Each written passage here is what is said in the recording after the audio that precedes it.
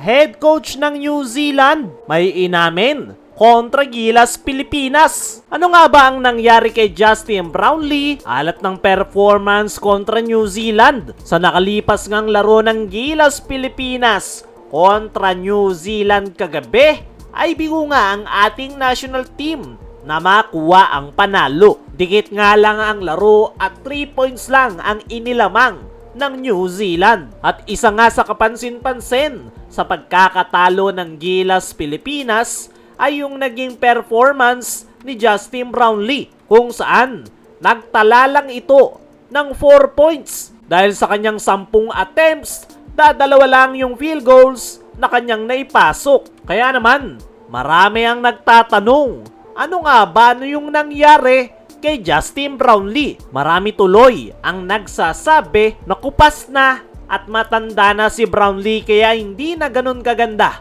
yung performance. Pero yung sagot nga kung bakit hindi naging maganda yung performance ni JB ay dahil maganda yung depensa ng New Zealand.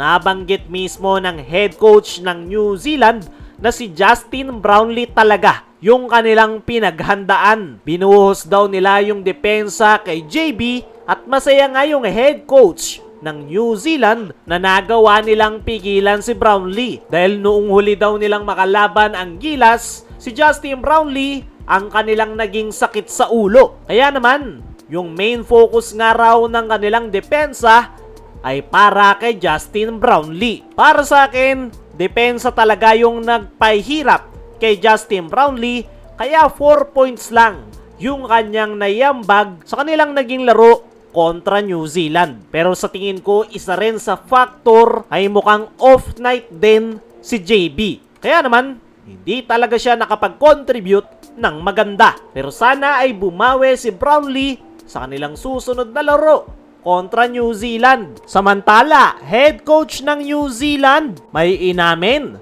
kontra Gilas Pilipinas. New Zealand ang nakakuha ng panalo kagabi sa score na 66-69. At inamin nga ng head coach ng New Zealand na talagang nahirapan sila sa ating national team kahit pa hindi naglalaro ang main big man ng Gilas Pilipinas na si Kai Sotto. Alam nga raw nila na napakalaking factor ang pagkawala ni Kai sa Gilas Pilipinas. Pero hirap na hirap pa rin daw sila sa ating national team dahil nandyan pa rin naman daw sila AJ Edu at yung tinawag niyang bagong player ng Gilas na si Quentin Milora Brown. Hindi nga raw nakapaglaro si Kai Sotto pero muntikan pa silang matalo. Maganda nga raw para sa kanila na hindi nakapaglaro si Kai dahil kung sakali nga raw na nakapaglaro ito ay baka iba yung naging resulta ng laro. Nabanggit rin ng nasabing head coach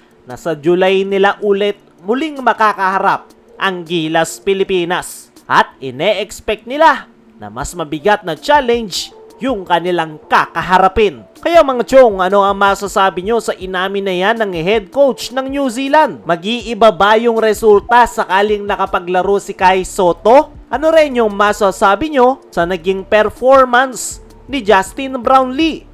I-comment mo lang dyan sa ibaba.